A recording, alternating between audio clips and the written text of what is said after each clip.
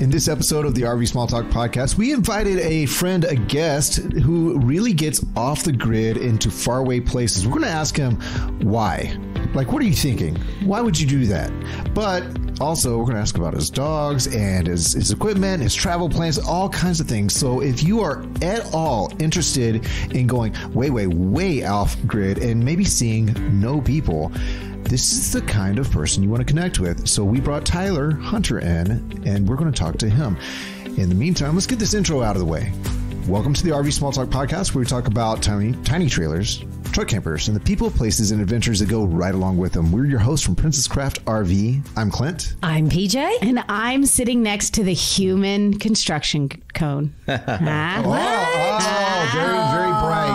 Yes. And our guest today is Tyler Hunter, and he can be found online. We'll mention this again later as Texas K-9 Overland, and we're going to cover all that, the Texas part, the K-9 part, and the Overland part. But first, I ran into you first here when I saw your trailer in our shop a few months ago, a better part of a year ago at this point. And I thought, wow, that's a great looking trailer. Fantastic looking rig. And it had evidence of already having been out there. And then I saw you picking up and your truck matched the trailer. So I knew you were in business somehow. Well, a lot of people's truck matches their trailer. But what you didn't say really good wrap is this graphics. Trailer is wowza. Yeah, it absolutely. is orange-ish. Stunning. It is very cool. All kinds of geometric shapes, all kinds of stuff on it. Mm-hmm. And then the truck arrives, and it looks just like that. It is so stinking cool. Right. And it had an Instagram handle, so I was like, I'm going to look that up, just kind of side-eye that. And I think that was his plan. Yeah, it worked. See, your branding's working. Yeah, well, thank you. So what were we doing for you in our shop?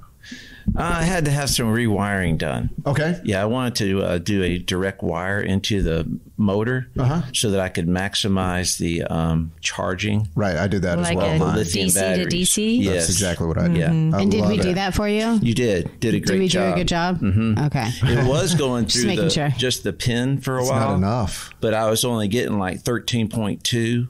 And so now that I got it direct wired, I'm at like 14.5 all the time. I love it. Yeah. So, DC to DC charger, one of my favorite things I've done. There's a big difference between 13.2 and 13.5? Yes, there is. But that's only like 0.3. And yet there's a big difference. If you look at your cell phone and you go from a standard 1 amp to a 2 amp charger, it's massive. It'll charge twice as fast. And then if you just go 2.3 or 2.6, it's still a massive jump. It's crazy how it works. Okay. Yeah. I feel like we started in deep here. Yeah. Okay. So, let's get we out just lost half our listeners right there. Okay. Well, welcome back, listeners. We're going to ask actual thought out questions now. Let's not put the pressure on. Okay. So can we start with I have not seen your trailer. I'm guessing it's orange because you're orange. But I'm orange. What is you are not orange. Your shirt is orange. Yes. Your hat is orange. Everybody listening, go ahead and head over to our YouTube and see the orange. Hence the construction cone. So what trailer is it? What is it? It's a Boreas XT. A Boreas XT. Right. Which is made out of Pueblo, Colorado. Ooh. Yeah, it's a solid one. It's really definitely nice. for the backcountry Overlanding trailer. Mm-hmm. Yes. Okay. Yeah. Yes. Very good looking. So where did you come from? Why are you, how did this get started? We've talked many times about Texas not having any public land to do all this backcountry stuff. So why are you here? Well, how do we find you? TXK9 sounded really good together. Right. Well, yeah. Here for it. The TX is for Texas, and the K9s because I've got my dogs, Duke and Lacy, and they travel with me. And then, of course, the Overland, TX K9 Overland. It was more of a family kind of coming up with the name. Mm-hmm. My wife, daughter, her fiance, they helped with that. Mm-hmm. And the whole idea of doing Texas K-9 Overland came about because somebody said, well, if you're going to do this, you might as well create an LLC out of it. Because you might do this as in camp? Well, do this as a potential business. In addition to, I'm already going to do it, so you might as well pursue a tax deduction on it. Yeah. Because there's quite a few expenses involved. Yeah. When it comes it is to not an inexpensive your fuel, your project. Maintenance, and everything, it adds up quickly. Yeah. Mm-hmm. So what is the business? Well, the business is Give us the business. The business is really an influencer, Okay. if you will. So you make videos. I make videos. I was going to do that anyhow. So it's videography, some drone work, and then posting on Instagram. Did you hear that, Caitlin? Which, to my surprise, I'm up to about 14,000 followers. So, Yeah. That's so great. cool. I mean, that's really crazy. Does it feel weird knowing that many people are watching Well, you? you wonder, is it really that many, or what? It really is. But I've got a pretty good community of people that we do talk and communicate. And the Overland community in general is a really good community of people. This is true. We're going to dive into all Very that. caring people. But let's start with the genesis of your camping and how you've meandered into the overland style. What's your background with all this? Were you a Boy Scout? That's what I want to know. No, the genesis was after 35 years in corporate America and being in a lot of urban environments, wanting to get out and get away from that type of environment. And really, What did you do in the corporate world? I worked in biotech industry. Yeah. Biotech. It's like tech, but bio. I don't know what that means. You know, Well, like technology, but bio. Oh, yeah. You you could try to say- sound so I'll smart, let you Lindsay. explain it now. I know you have no idea either, okay? You could say biotech. You could say big pharma. Basically, I worked in a national account director position. Okay. Yeah. Which basically I went out and talked to the big insurance companies that pay for various products and did contracts with them. Ah, So that pharmaceuticals. so they would be available at a particular copay, et cetera, down through the insurance benefit. Man, that is about as corporate and Yeah. detailed as it gets. That's Super urban I'm that's really Super glad urban. you Interest- found the forest. Yeah. so for the trees, obviously. through all of that corporate life, are you the guy who always went out trekking in the middle of nowhere, or always kind of knew that was what you wanted to do? Did you go camping? Were you a tent camper, a backwoods hiker? I mean, when did all Or was that it start? one day you're like, I got to get out of here? I think it started with my motorcycle riding and living in places like West Virginia, which is a very friendly Beautiful. state to people Yes. who want to ride and be off road, Right. and doing those things. And then after riding for a period of about 10 years, and Okay. then with the aging process and a few broken bones, et cetera, I've just transitioned into, well, what can I do in an adventure environment, a backcountry environment, without having to pick up a bike or recover from another spine surgery kind of thing. Ooh. So, a few injuries along the way. Sure. And I thought, well, I still want to do this. I want to be able to go further. And so it became, let's find a better way to do this that'll carry me, in the long term. So how old were you when you started like saying, hey, I want to buy a camper and go have some adventures? Really mid 40s. Okay. Yeah. Late 40s. So you saying there's still time? There's still time. Yeah. Yeah. Yeah. Well, a lot of people are saying, I don't know anything about that, so I couldn't do it. I'm not that guy. But why couldn't they be that guy? I mean, I go to the Overland Expo events, which are four of the big ones in the United States. And I meet people of all ages, and I meet men and women in their 70s, early 80s, still out there Yes. adventuring in this environment. Right. And it's great. So I think it's very healthy. You don't really have any background in the more traditional sense of RVing. You were already, you're like, I do adventure motorcycling, which is off the beaten path. It's That's trails, right. it's Forest Service roads. It's not state park and prepared campgrounds. I went from dual sport motorcycle riding on a BMW GSR, 1200. And there you had all of your gear by yourself or with a friend, hopefully for safety, and you were out in it. And so to continue that, the overlanding in an off-grid trailer was just a normal thing. Very for me similar to locations. transition to. Just a different type of stability to get there. Yeah. A little safer in four wheels. Yeah. And easier to pack the dogs. And what's- Much easier to yeah. take the dogs. Oh, Those yeah. little legs kept getting so tired. You didn't want to try a Ural with a sidecar? Bring your dogs in the sidecar? Aww. So I bet.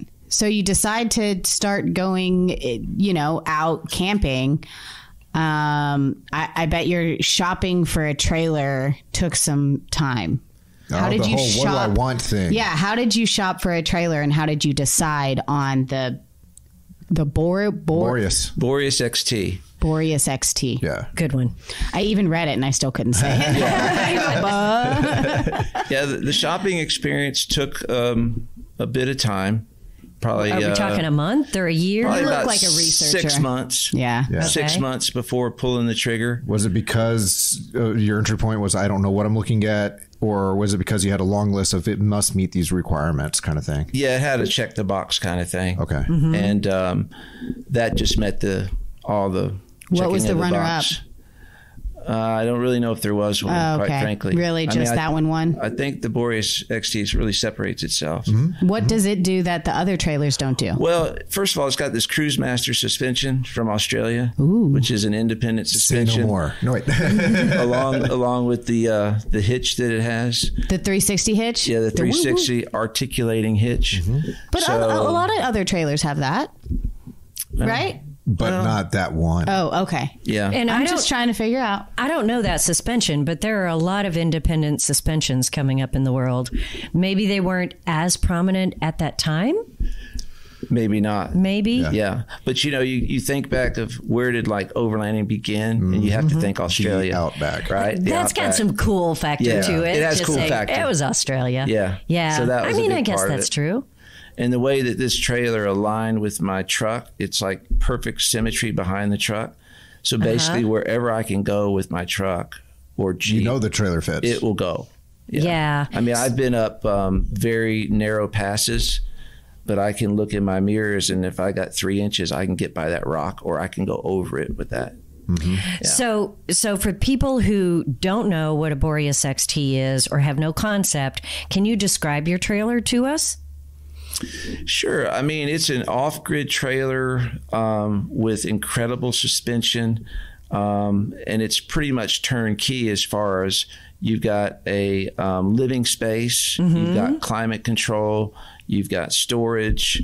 How long It's a is stainless it? How steel big is metal. it? It's a 16 foot, okay, by about 6 foot wide. Okay. And it's got your outdoor kitchen, and it's got the awnings and an outdoor shower. And the battery power is very good. I mean, I've been out for a month at a time with no shore power and never worried about not having enough energy. Are you bringing solar with you to It top does off? have a solar panel on top. That Sure works. does. One solar panel, and that One works solar for panel. you? Yeah, a What 100, kind of- 100 amp. Wow. That and when you're driving, you'll get a little Particularly with your boost. DC to DC Yeah, charger. Yeah. So it keeps everything charged. Right. A lot of people listening are saying, yeah, well, I've got a 16-foot trailer, and when I step into it, I've got all these things, but it isn't anything like yours. So what makes yours different than maybe a standard 16-foot trailer? Can you stand up in it? No, you can't stand up. Okay. You got to learn to, be on your knees a little bit. Okay. I mean, it does carry 30 gallons of water. Wow. That which is 30 gallons of fresh water. For that fresh size water, trailer. which Do is you very- No wonder you crawl went a around month. on your knees, like to the bed? A little bit. No, you just roll yourself in or step in with one knee, Teardrop trailers and then kind you're of good space. to go. Okay, Yeah. but you don't cook inside. No, you don't cook I feel inside. like cooking, you need to stand up. Yeah, And for those of you who are wondering, there is no bathroom. correct. Yeah. Yeah. It's like you had to It think is- about that for a second. I mean, you got the 23.0, that goes around you, and you do have a private space. So a 23.0, they make all kinds of things like awnings and Yes. tents, but also brand. So it's a brand, and they also have this bivvy, if you will, Yeah. that kind of folds out like an awning. Yeah. And so that's what you're. and it's a circular. So you have privacy on four sides, and I'm throwing out some branding here because it's important to have good brands that Sure, you can. sure, fair. So like the Rapon toilet is very helpful. I was going to ask what Okay. you're. Yeah, So I won't go into it unless you want me to. no, but don't go into it. It's fine. Having I hope you go into it. Well, you do go into it, but having the privacy and a toilet, and if you want your wife or other to come along. then they're more Yeah. comfortable than that versus the shovel. So you were really prepared for this because you started with about a decade of motorcycle adventuring and camping off of your bike. Correct. Whereas a lot of people come into RVing in general from their house. Living in a house. Or an actual RV. Right. A standard RV that you simply step in the door and it's like a mini house. And that's the biggest things that we hear, that the biggest hurdles that people is like, I just can't move into the smaller trailer or the overland trailer area is, I don't want to cook outside because what if it rains? Yeah. What if? And then it rains. And you starve. Yeah. Eat a granola bar and shut up. 40 nights. And or there, I need an indoor bathroom. But the deal is this word need is funny. Yeah. Because you don't.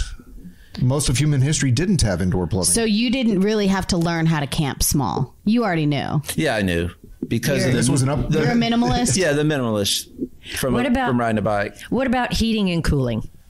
Well, I'm fortunate in mine. I have a Propex heater in there and a Zero Breeze little air conditioning unit. And for that space, it's fine. It's a small unit, and then I got the Air Max, and you just turn it opposite spin and open up your little windows. It brings the air in. Yeah. So Air Max is a high-powered fan in the roof. Yeah. So a lot of times I don't even need to put the air conditioning on unless it's 105 and you're in Texas. And I was going to say, but it does start with TX. So if you're in Texas, 90 days between 100 and 110 this summer. Yeah. It was brutal. That was tough. But that's another thing is you find yourself. This is what I do in the summertime whenever possible. If it's summertime camping, and I'm from Texas and I love camping in Texas, summertime camping, I find a higher latitude and a higher altitude. Yeah. And I think that's oftentimes what you find. Oh, yeah. You go for the elevation. Sure. Yeah. Did you have to convince your fiance to go camping with you, or is she down? Oh, my wife of 37 years. Oh, your wife. Sorry. I thought you said fiance. Still honeymooning. That's. I thought earlier he said fiance. They haven't hit 40 years yet. I thought earlier he said fiance. I was talking about the toilet. If your wife, partner, fiance, whoever you are. Okay. I'm sorry. Did you have to convince your wife to go cancel? No, I mean, I pretty much go, and she joins me on occasion. Okay. Yeah. And she's thrilled about that, or any trepidation? She shows up. You wear orange. That's part of the safety. You have to have your safety. I got the Zoleo satellite, so I can drop cookies along the way and keep in touch. So you can see the last place he checked in. He can, cookies? Well, yeah, not edible, not edibles. Kind of like old websites had breadcrumbs. Breadcrumbs, that's it. It's not cookies. A digital locator. Yeah, digital locator. They should call him something else. They should. Because now I'm hungry. There's definitely some trepidation there at times, but I try to work within the safety margin, right, while still going further and pushing it just a bit. So when you said, "Hey, sweetie, I think I want to buy a trailer. My bike's getting a little more than I want to handle." I imagine there was some relief from getting you off a bike in the backwoods, but did she say, "Great, buy a trailer"? I mean, what was the initial reaction here? I think she was excited that I was even thinking about doing it. Really? Just the thought process of, are you really going to do this? Which most times in my life, when I think I'm going to do something, I do follow through. So I think she got on board with the exploration of the whole experience of actually going through the buying process and then having some of the initial experiences, and now to where there's a community and there's people and there's friends that I have on the trail and online that I can visit with and meet up with. And so it's means so much to have a community. It's become a whole nother avenue. Were you retired by then? Yes. So my experience is that she probably needed you to find an adventure. Maybe. So we heard about the trailer. Get on to the important stuff, Lindsay. Dogs. Tell me about the doggos. My two dogs, Duke and Lacy. Those are like the most overlanding dog names ever. I know. Right? Totally. Not just overland, the Texas overlanding. Duke and Lacy. Duke and Lacy. They're American purebred yellow labs. They have the same father. Wow. Gus. And so when I had Duke, he's about 80 pounds.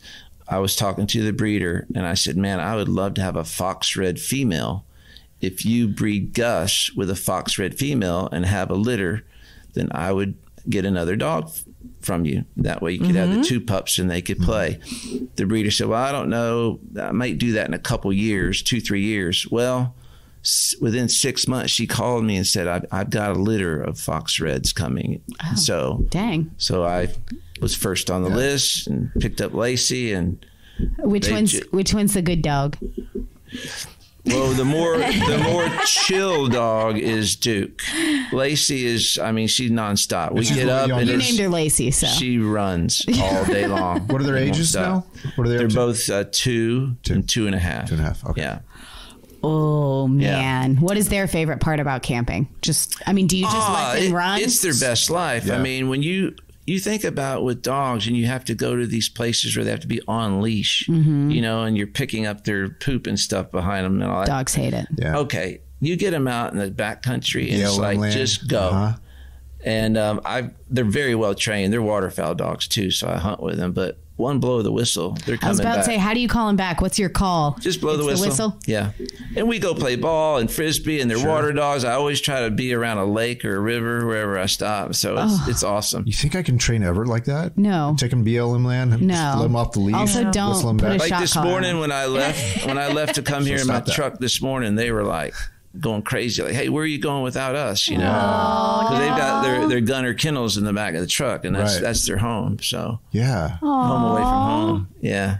They're sweethearts. It's been a real blessing. Have you had like any unexpected struggles camping with dogs, like farts in the middle of the night, or like them eating something they're not supposed to, or rolling around on a dead something? Yeah. Found a snake. You know, I mean, fortunately, I mean, they don't sleep with me in the camper because they've got their own kennels, the gunner kennels.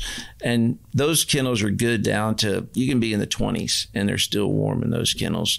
And you can be up in the 90s and they're doing fine. Right. As far as unexpected things is they tend to go a little hard sometimes.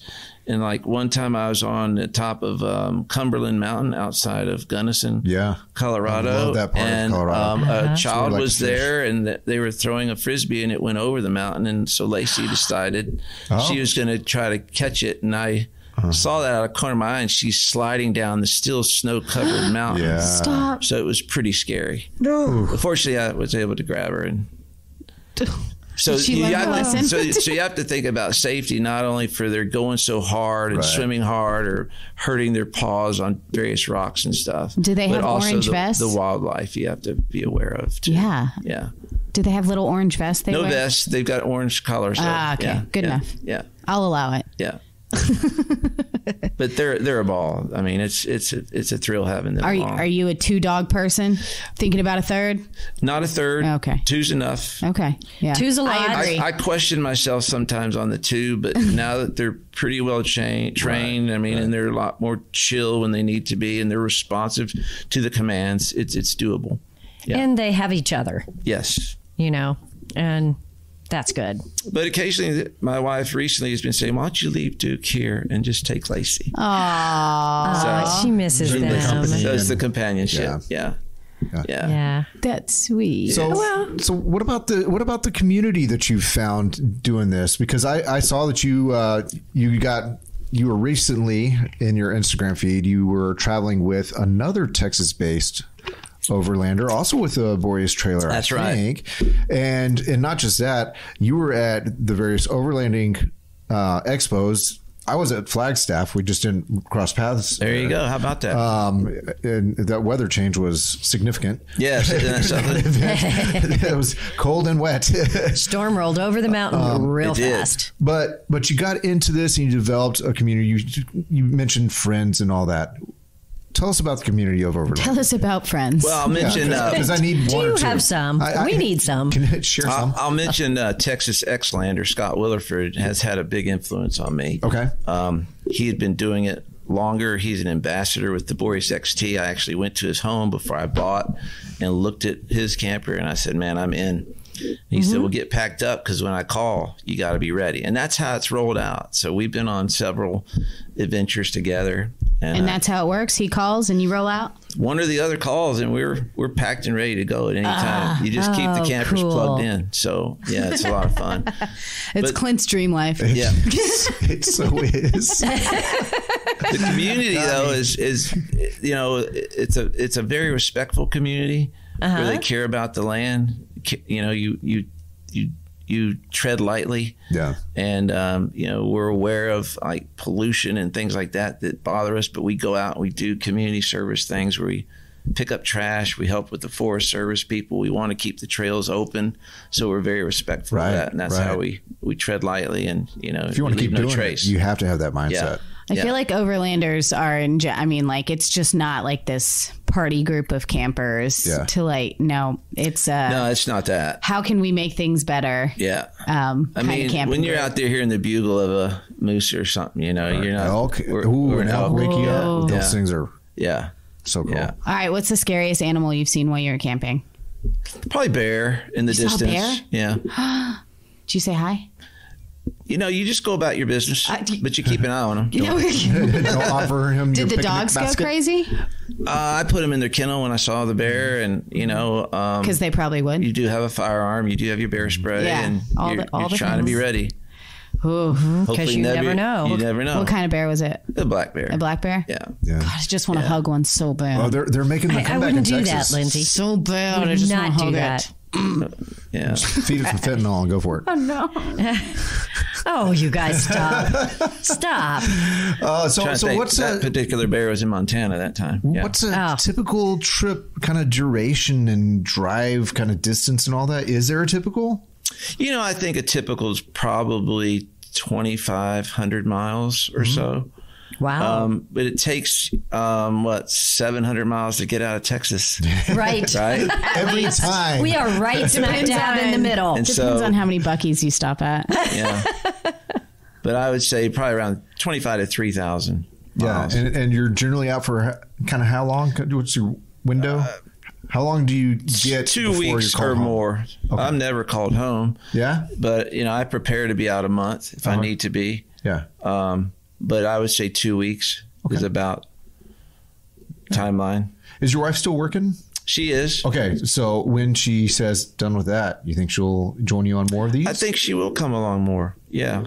What she likes for me to do is I go and find like some of these really awesome places where there's no people and I'm like, man, this is a great setup. And then she'll say, come on and get me. And then we'll hang for a couple of nights. And the kids? My kids are grown. Yeah. My daughter's into it. Yeah. She's a hiker. Mm-hmm. Love it. Yeah. It's the dream. It is. Clint's all like, yeah, he is like so into I see my future.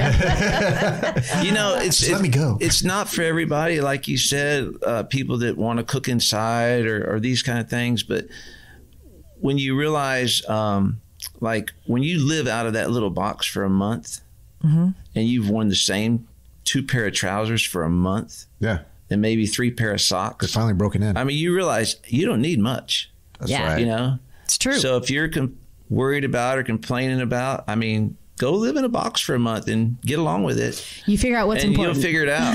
Yeah. And it's the experience and the things that you see that keep you going back. It makes you want to go around that next corner and go, let's go a little further. We're not ready to set camp yet. But so many people will hear that and think, that sounds like torture. It sounds miserable to be out there and wearing the same handful of clothes for a month. And why would I put myself through that? Who are you trying to impress? So, well, it's not that. It's just that to a lot of people, that will sound like the worst tragedy ever.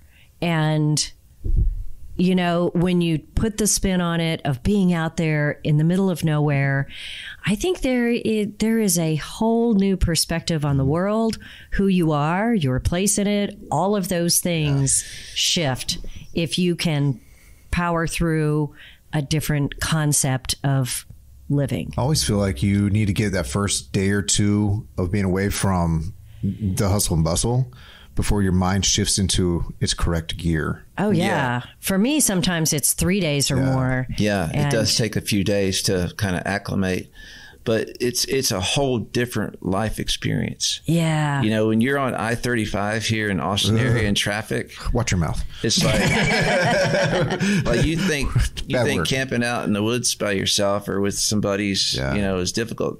sitting in that traffic is what That's difficult. that's difficult. Well, there's so many people who can't be by themselves. I Right. mean, they're just not used to it. There is no opportunity for that in our world. So I think it sounds kind of amazing. If you have a an real adventure learning. spirit and you were interested in some solitude and serenity and seeing some things that you might normally not have an opportunity to see, it's Well, what have you learned about yourself doing this kind of you stuff? know, there's a lot of self-discovery, as a matter of fact, especially when you break down and you need to think about, okay, how am I going to get this fixed?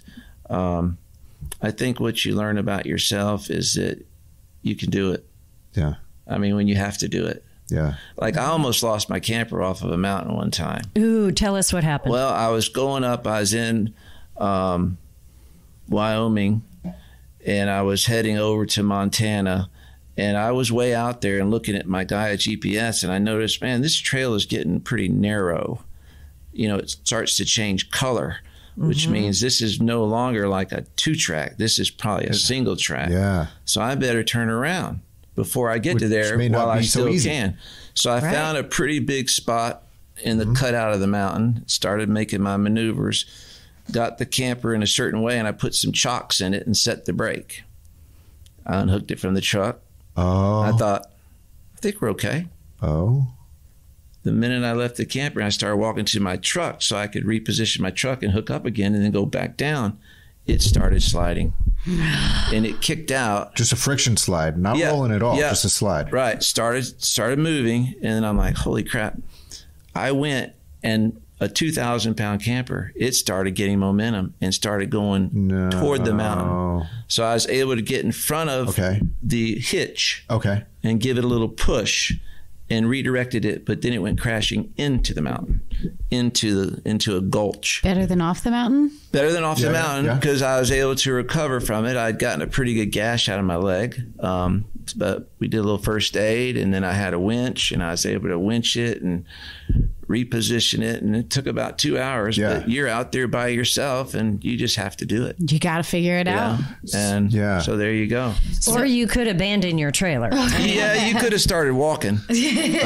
Well, you still had a car, didn't you? I did have the car. That's true. I mean, you could just... You could just leave the car too and just walk. You could start walking. You could start walking. It seems like driving would be better. Yeah.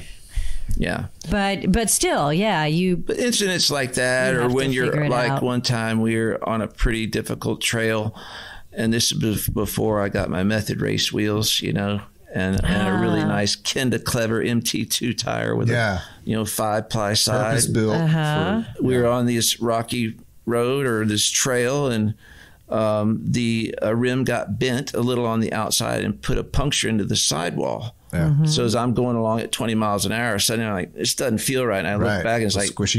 It's sliding, you know? Yeah. So that was one of those situations where, I know I've got, my jack, but the jack really wasn't tall enough because of where the angle was. So I had to put some blocks. Fortunately, I had a couple of wood blocks. And I made it by about that much getting that tire off, Wow. But it's moments like that you have to, put your gumption in and say, okay, we've got to figure this out because there's nobody here to help you. So how many pieces of gear did you buy after you needed them? Like, you learn by doing tires, quite a few wheels, maybe a high lift jack. Quite a few. Yeah, you're like, you know what? Yeah, the right tool wasn't worth with it. me. Yeah, and you know what I think about when I hear that story is so many people, say, "Yeah, man, I got method wheels," and I'm like, they really are useful. They really are stronger. They really are a better piece of equipment. And they kind of get billed a lot of times as being, showy. Right. Just a way to spend money. Well, it's all in how you use it. But if you're using it, those things become really... They actually can be a lifesaver. Piece of gear. They really can. Yeah. So it's not just show off. You're only as good out there as your weakest piece of gear. Right. And that's the one that'll get you. That's what I'm saying? Every time. So when you have these experiences, you're like, I'm not going to do that again. You got to get the upgrade. Yeah. I want the upgrade. Yeah. So what if somebody listening is saying, okay, like, I'm going to do this. I want to go out in the middle of nowhere. Where would you point them to first to kind of gain their own community or Instagram, Texas K-9 Overland? That would help. All right. I like That would definitely be inspiring. I've never heard of that. Well, there's quite a few stories and reels and posts on there that would help, but I would start with YouTube. I would go to overlandexpo.com and just get involved in the community from like a digital perspective. But you'll be surprised at the comments that you would get back. Ask a lot of questions. You know, I wouldn't dive in and go up to 11,000 feet in the backwoods first time, because you're probably going to get in trouble. Yeah, you really need to gain some experience and learn about yourself and your capabilities of who you are as a person and from your gear. And there's a lot of overland meetups that are like local, like all over the country. Figure out, you know, which one is close to you. And, well, I might not be ready to take my trailer up the mountain, but can I come camp next to you guys? Well, even you and I, we've been to the Texas Avid Outdoors. There you go. I thought you were going to talk about that off-grid camping trip that we took that I wish you would stop talking about. I can't, because that was funny, but I won't bring it up this time. And then I think there's another one in Houston that just got started and all that. Yeah. A lot of local community. Well, I know that you were saying you connected with the ambassador from Boreas. Correct. And that was kind of your side-by-side learning. And that's what I think most people wish they had. A little bit of mentorship, maybe? Yeah, somebody who say, hey, can I camp with you? Can I hang out with you? That's tough to do, but if you connect with these communities and show up there. And that's the word. You got to show up. Yeah. Like if you're wanting to do this, and the more you do it, the more you're going to enjoy it, because the more involvement you have, the more people you get to know, it just makes it better. But you know, it's like anything, you got to stick with it. You got to keep showing up. Right. Give it 3 years. Yeah. Just show up. Better. Yeah. Yeah. Well, you know, I tried it once and I didn't like it. Probably, you know, need a little bit more effort than that. Yeah. I mean, if you had a horrible first experience, that might deter you, but that's why you got to kind of know your boundaries and don't go out and get in trouble the first time. Yeah.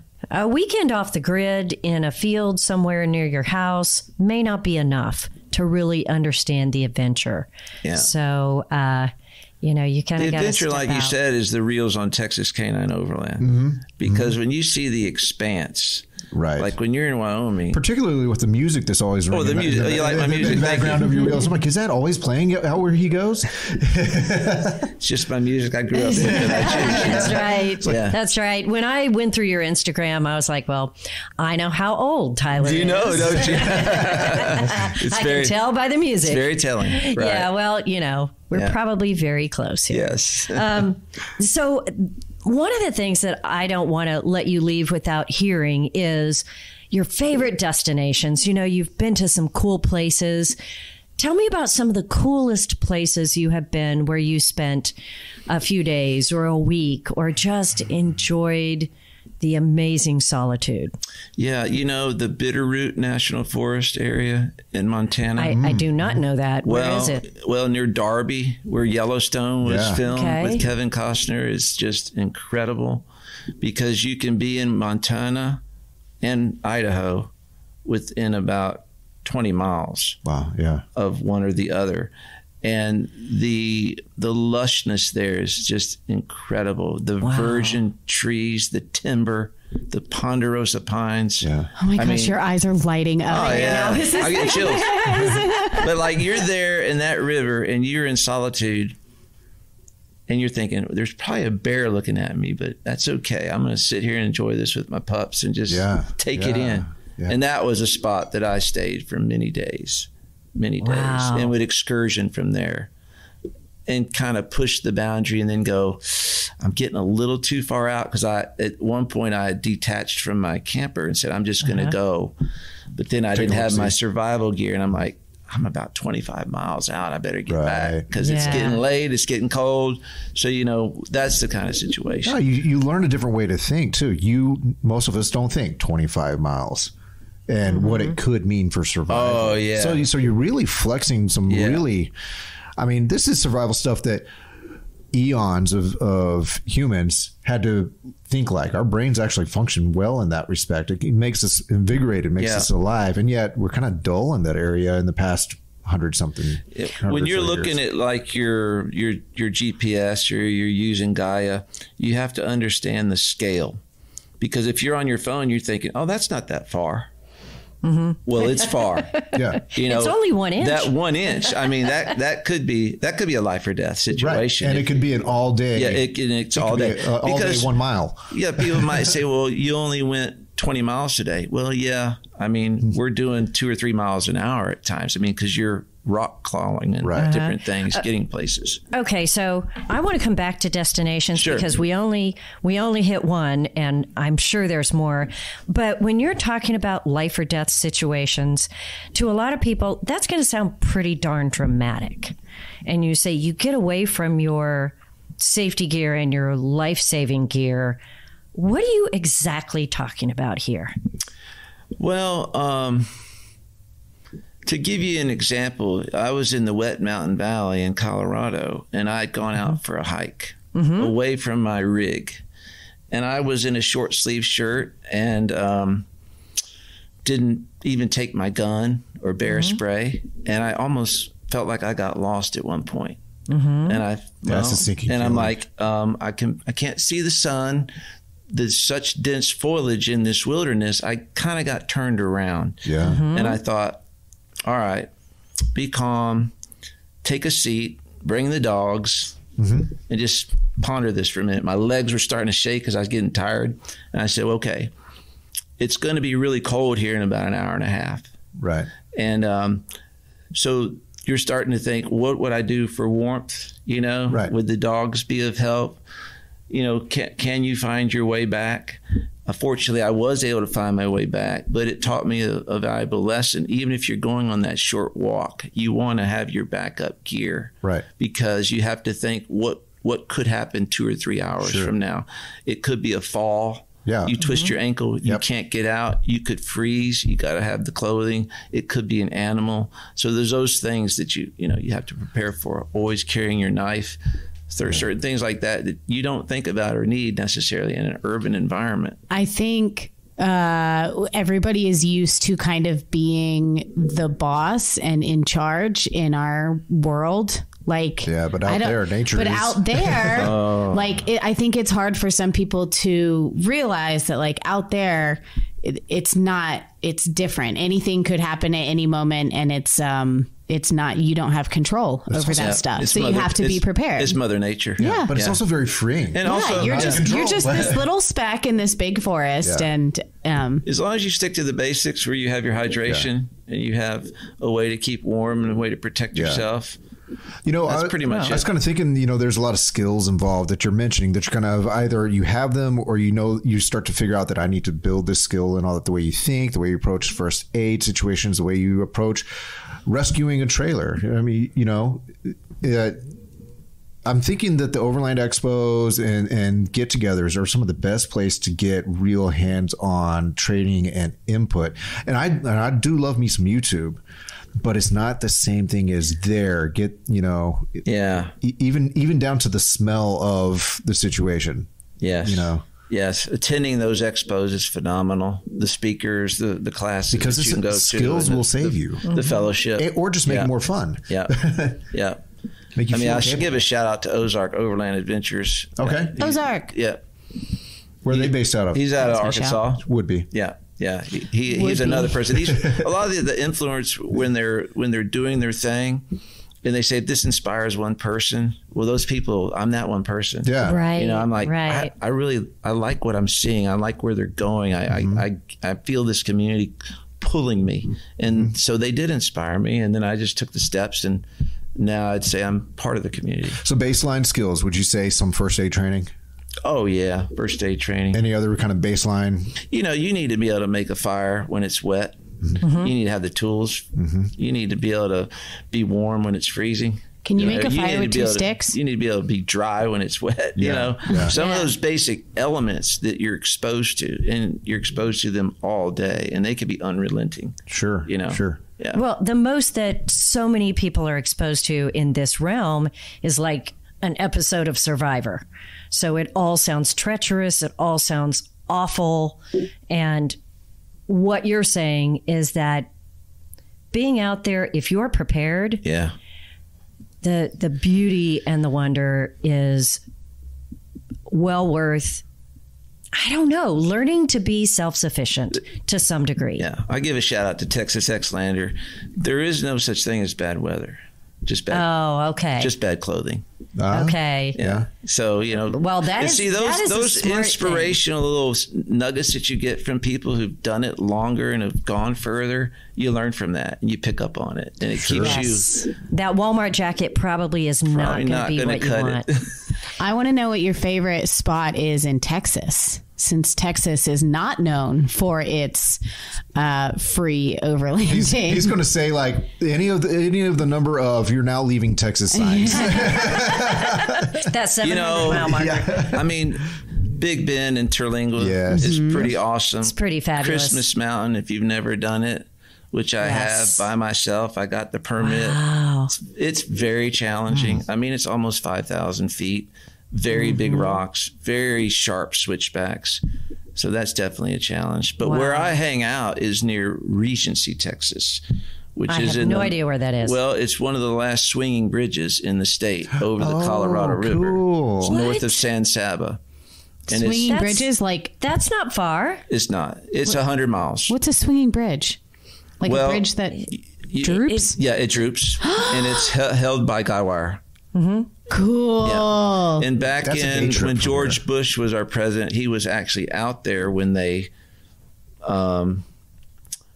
built it, refurbished it to make it a useful thing. Yeah. And I have actually been on that bridge. Can you swing There's on it? pictures Can of you us push on that it? bridge. Or is that like a no-no? No. When you walk on it, it moves. Yeah. It's so cool. And when you drive on it, just so cool. it moves. Drive on it? Yes. Oh, you drive over it. Yes, it's a bridge. It'll handle. It handles like 5,000 pounds, something like that. I tell you what, I came home, and total side note, so I'll make it quick. I came home and Richard said, "So I booked us a weekend in San Saba," and I'm like, "What? Right. Okay. All right. I will suffer through this." Right. And it was one of the best weekends. That's a good There area. is so many cool things to do. It's tiny. We got there at 8:00. All the restaurants were closed. That was interesting. It was Sunday night. We ate what we could grab at the convenience store. Practice their survival skills. But past there, there's so many cool things to see, and that bridge was one of them. And I don't know. Stay at the Dolphinmeyer Hotel when you're there, or go to Mill Pond. It's a beautiful lake that you can go and walk along the river. See all dogs kinds of again. Great things there. You got the ducks and everything, and it's just it's a part of a ranching farming community. Yes. With that about 30 square miles around you, there's nothing but ranch country. Black Angus. That brings me to say, and those are a lot of good roads, good beginner roads for people to drive on, and that's get what out. I was going to say. Yeah, if you want to learn how to camp by yourself, how to be outdoors, how to connect in this way, we all think it has to be some epic adventure, which is cool. But San Saba's an hour from here. Start small. Go to Colorado Bend State Park. Yes. An hour from wherever you are, there is going to be some place where you can get away, see those outdoor things, camp in a way that you are not connected to the grid and connected to people. Yep. It's right there next to you. Start there and try it. And the thing is, you forget that when you're in this environment. And that's what the beauty is of being out there, to know that, guess what? It's still out there. And that's what's so phenomenal. Yeah. Yes. When you come over a pass and all you see is the humps of the mountains, and you're like, I'm going there. And then you just navigate to it, you get there. and you're there, and you're like, it's still here, and there's nothing around you, and there's no pollution. And how to do that is easy to learn if you connect to some people who are There's good a at lot it. of tools and a lot of people, and there's a lot of support. Absolutely. Yeah. Well, we will look at some links and we'll put them in our notes that will give people some jump off points, people to connect to. And the other thing that I found in this community is if you just text somebody, email them, or call them up, they're glad to talk to They're you. already Even if excited. they have Tap into no it. idea who you are, they'll say, hey, man, yeah, well, I'm going to be here. Come on PJ down. does not advocate calling strangers, by the way. Oh, I do on this. I say, They don't know you. Just pick a number. Call them. If you Connect get with involved people. with Patreon and support some of these influencers through their Patreon, they'll provide their GPS mapping. Yeah. And some of their favorite spots. And some do places that- meetups and Yeah. what have you. So what's next for you? What's your next big trip? Thank you for asking. My Oh, you're next welcome. big trip is going to be, I'm going up through Idaho next year. Potatoes. What'd you call me? Idaho, please. We're going to go Idaho up Sorry. through Montana to Glacier National Park. And then also next summer I'm doing Oregon, the Pacific Northwest. So those are the two biggies coming up in 2024. well, those are two amazing They're places, huge. no matter what you're Yeah. camping So if in. you see a Yeah. dark gray 2020 F-150 in your rear view, you can't shake them. Don't worry about it. It's you. Well, y'all be sure to go check out TX K-9 Overland, Texas K-9 Overland, and then we can go with you to those amazing places. Ooh, and let's schedule another off-grid camp out for Lindsay, and let's just have Tyler and his dogs come along. Oh, that'd be great. I'll bring Teach Lindsay how to use the heater. So, I'll bring the yeah. dogs next time for sure. Will you? Yeah, Will it'd be you come fun. camp with us if we have a kind of a getaway? I'd love to. All right. Be great. We got to Very get on cool. schedule, though. All right. Well, that's your That's job. the hardest Yeah. part. I just show up. You know that. Well, Tyler, this has been fantastic. I think so too. It's been a lot of fun. Good. Thanks for having me. Let's do this again, and we'll get some of these skills. Maybe we'll have you evaluate us on. Yeah. How's my fire? That's a candle. That is a candle. Yeah. It gets worse as the day goes you on. might have seen one of my recent reels about a campfire that I had. I was out on a. I didn't. No. Look for it. Well, now Tell we us have about to it. go. Yeah. You got to look at it. All right. It was somewhat of a parody because the campfire was about 12 feet Oh, high. it's a bonfire. Whoa. All right. Whoa. But I called it a campfire. And yeah. Can you shut off this recording so we can go watch the reel? Thanks. There you go.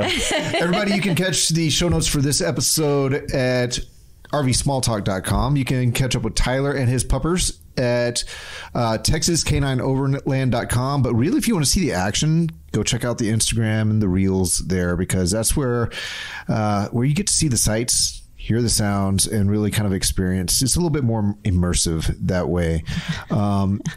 And that's pretty much it, unless y'all have something else. No? Instagram is immersive. Well, more so than other. I'm going to hand tell you something. Depends on what handle you're on. All right. We're walking away right now. Thank you. Thanks. Bye.